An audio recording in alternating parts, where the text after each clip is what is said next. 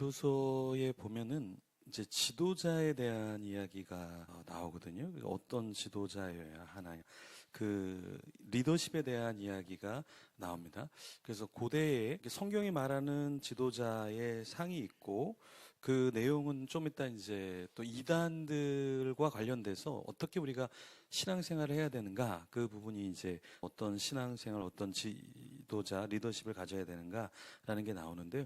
자, 고대 서양에 보면은 덕과 통치자의 이상이 나오는데, 플라톤은 국가라는 책에서 어떤 이야기를 하냐면 진리를 알고 이를 통해 공동체를 올바른 방향으로 이끄는 철학자야 한다, 이렇게 주장을 했고요. 아리스토텔레스는 니코마스 윤리학과 정치학에서 리더가, 지도자가 공동체의 행복을 목표로 해야 된다, 이렇게 이야기했습니다. 그래서 항상 이 플라톤과 아리스토텔레스는 조금 결이 많이 달라요. 아리스토텔레스는 항상 좀 땅에 내려와 있고, 플라톤은 조금 더 위로 올라가려고 하는 성향이 있죠.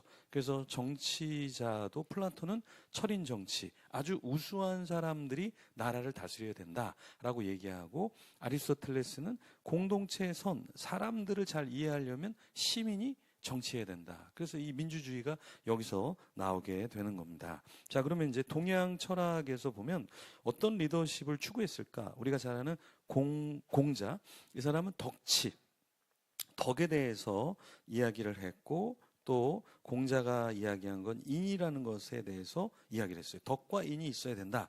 그래서 이 페이지 위에 보시면은 덕으로 나라를 다스리면 북극성이 제자리를 지키고 있듯 만물이 그를 중심으로 모인다, 이렇게 얘기했습니다. 그래서 공자는 일단은 공자가 리더십이 대단했죠. 그리고 지식도 대단했고, 그러면서 덕으로 또 공자는 이렇게 다스리려고 했어요. 그래서 제자들을 이렇게 함부로 막 이렇게 죽인다던가 뭐 때린다던가 욕을 하거나, 공자가 그러지 않았습니다. 그래서 공자의 리더십은 바로 이런 덕, 인, 이런 리더십인데, 공자 밑에서 배운 사람이 몇 명이었을까요? 네, 3,000명 정도 됐습니다. 공자의 제자가 3,000명 정도가 됐어요. 그래서 공자는 막 한 나라에 가갖고 내가 여기 통치자 좀 조언해 줄까? 뭐 이 정도의 대단한 영향력을 가졌습니다. 그래서 여러분도 이렇게 덕과 인만 갖춰도 3,000명은 거느린다. 두 번째, 이제 맹자는 덕과 의를 통해서 왕도 정치, 그러니까 왕도 정치라는 거 왕이 다스리는 건데, 거기에 필요한 게 덕과 의다라는 얘기였어요. 그래서 이 맹자가 했던 말이 뭐냐면, 백성은 물과 같아서 물이 배를 띄우기도 하지만 뒤집기도 한다. 이건 무슨 말이냐면 민본 사상이에요. 그러니까 왕이 어떠한 왕도 정치를 할 수 있지만, 이 정치에 있어서 가장 중요한 건 뭐냐? 백성이다. 그래서 이 백성을 덕과 의로 가르치면은 백성이 물이어서 굉장히 필요한 존재지만, 잘못하면 배를 뒤집을 수도 있는 존재이기 때문에 민본 사상을 가져야 한다. 세 번째는 노자인데, 노자는 무의자연 사상을 갖고 있죠. 도가 사상이라 그러죠. 그러니까 자연에서 자연과 더불어 사는 이런 거를 추구하는데, 그렇다고 해서 뭐 리더십이 필요 없다는 게 아니라 노자는 유연한 리더십에 대해서 이야기하는 거예요. 그래서 도덕경에 지혜로운 통치자는 다스리려 하지 않고 스스로 이루어지게 한다. 너무나 멋진 말이죠. 지혜로운 통치자는 막 억지로 뭔가를 만들어내려고 하는 게 아니라 그냥 물이 흐르듯이 그냥 뭐 하고 싶으면 해봐. 하고 싶지 않으면 안 해도 괜찮아.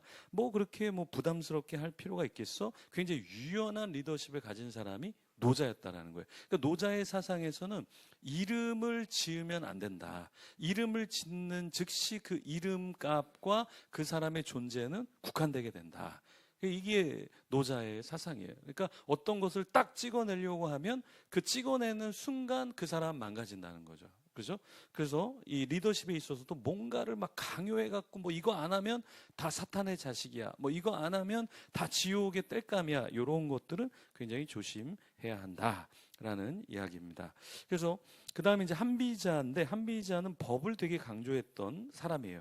그래서 법치를 이야기했던 사람이고, 이렇게 얘기했어요. 좋은 법은 군주가 없더라도 나라를 지탱할 수 있다.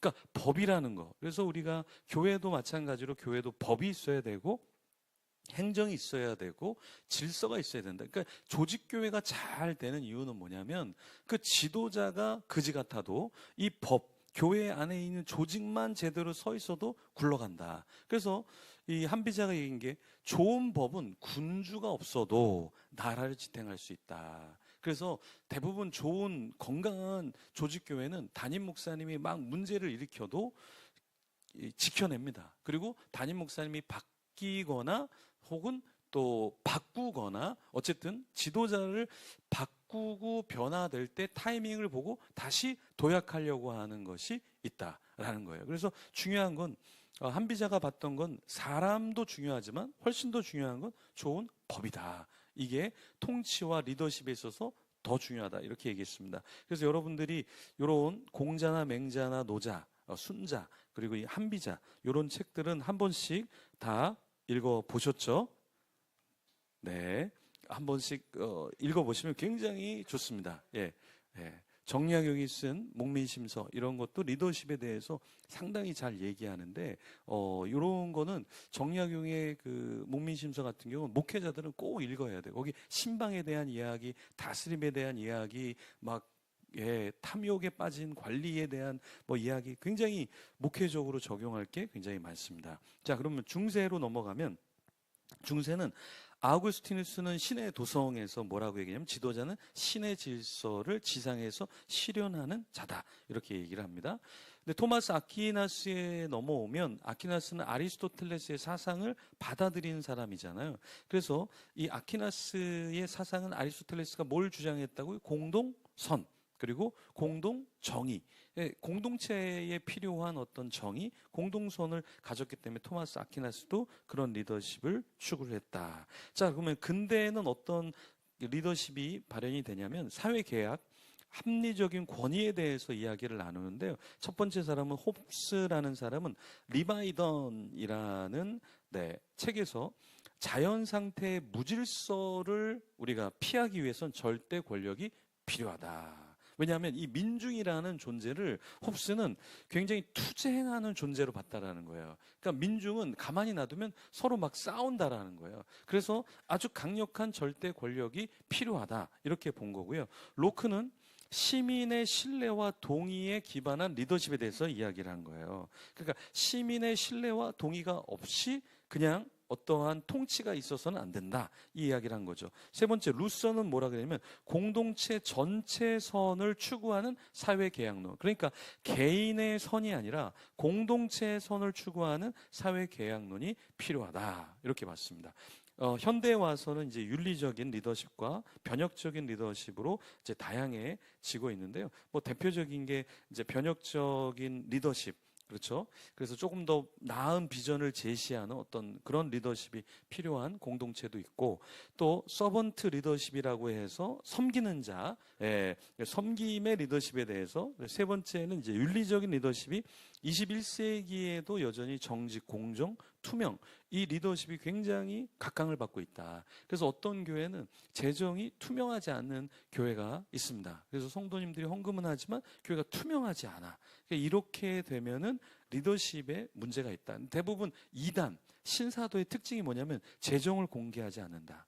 교회의 재정이 어디에 들어왔고 어디로 나가는지가 불투명해요. 이게 리더십에 큰 문제가 있습니다. 그래서 신사도 교회 그러면 대부분 재정 다 엉망입니다. 다 엉망. 그리고 이제 어떤 스캔들이라든가 어떤 사건 사고가 굉장히 많아요. 이게 지금 한국 교회도 굉장히 큰 문제인데 어제 아주 초대형 교회 목사님이 전화가 왔어요. 그래서 이렇게 문제가 있는데 그러니까 본인의 교회의 문제는 아닌데 다른 교회의 문제인데 이렇게 이걸 어떻게 하면 좋겠느냐. 그런데 이게 한두 교회의 문제가 아닙니다. 그런데 그런 초대형 교회 목사님이 그런 문제에 관여하기 시작하면은 굉장히 어려워진다. 구설수에도 오르고 법적인 문제도 생기고 그렇다. 그래서 목사님은 그렇게 하시면 안 된다. 그럼 나중에 목사님 감옥 가면 거기 감옥에 올 사람 별로 없다. 나는 그렇게 해도 올 사람이 있지만 목사님은 없다. 그러니까 신중하게 생각하고 관여하시라. 근데 이게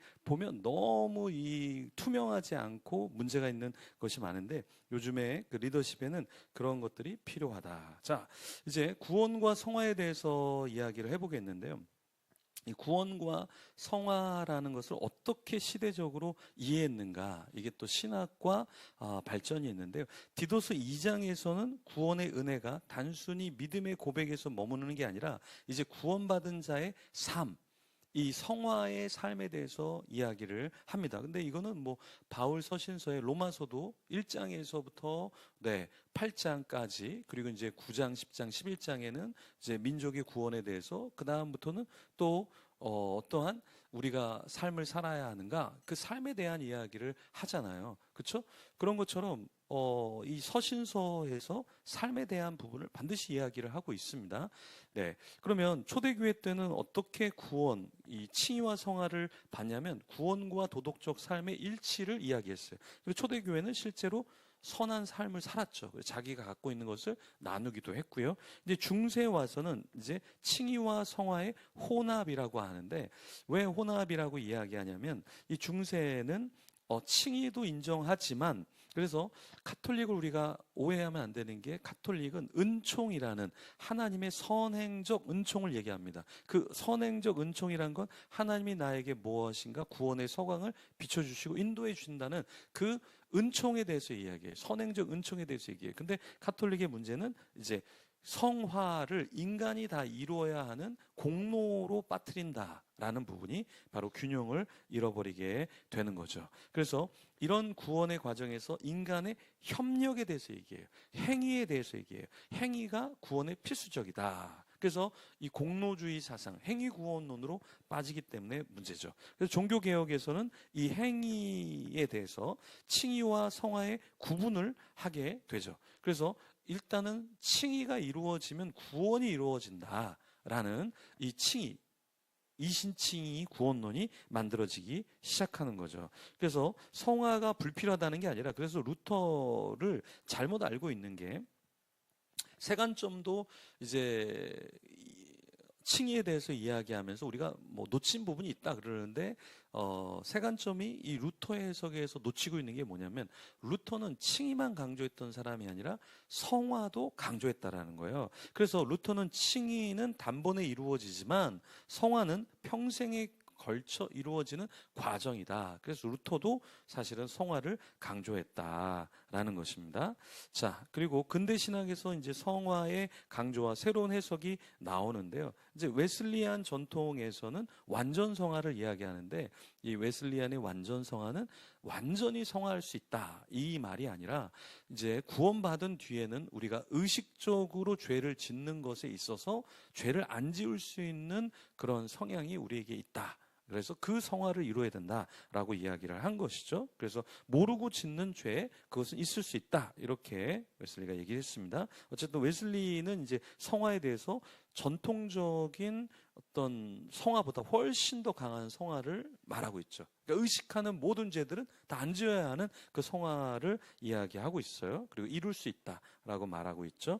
그리고 현대 신학의 칭의와 성화는 이제 세간점에서 새롭게 이제 법정적인 선언이 아니라 공동체에 속한 어떤 표지다, 이런 이야기를 하면서 율법에 대한 해석을 달리해서 율법이라는 것을 통해서 구원이 아니라 언약적 율법주의, 신율주의라 그래서 언약, 하나님의 은혜를 통해서 구원받고 거기에 게딩, 어떤 걸 얻고 그 다음에 스테잉 인, 그래서 머무르는 것은 율법을 지키면서 하나님의 그 울타리, 구원에 머무르는 것이다 라고 이야기를 합니다. 근데 요 말도 어폐가 있는 게, 그러면 우리가 율법을 안 지키면은 탈락된다라는 말인데, 그럼 우리는 구원을 탈락했다가 다시 얻었다가 탈락했다가 계속 이렇게 하는 존재인가? 그래서 구원은 한 번 구원은 아닌가? 이 부분이 세간점과 전통적인 해석의 차이다. 전통적인 해석은 한 번 구원받으면, 내가 자녀면 거짓말을 해도 자녀고 살인을 해도 자녀인 거죠. 그렇죠? 예, 조금 잘못해도 자녀이면 분명한 거지. 그렇죠? 그걸로 뭐 탈락이 된다던가, 뭐 미래에 가봐야 자녀인지 아닌지 확인이 된다. 제 딸을 보고 넌 아직 내 자녀가 아니야. 미래에 내가 죽을 때, 네가 죽을 때 너가 자녀임을 증명하면 넌 자녀야. 알겠어? 그러니까 아직은 너는 자녀가 아니야. 자녀라고 얘기하면 안 돼. 구원받았다고 얘기하면 안 돼. 이러면 구원의 확신이나 이 신앙에 있어서 굉장히 사람들을 불안하게 만든다. 그래서 요걸 사용하는 사람이 누구냐? 이단이 이걸 사용한다는 거죠. 너 지금 거룩하지 않아. 너 지금 머리 뒤에 뱀이 지금 도사리고 있어. 실제로 그렇게 얘기를 해요. 뱀이 도사리고 있어. 너 기도 더 해야 돼. 1시간 기도해. 1시간은 안 돼. 교회 계속 와서 봉사하고 기도해야 돼. 이게 신사도의 이단의 특징이에요. 그래서 너 헌금했어? 너 빚져갖고 1억 빚져서 헌금해 본 적 있어?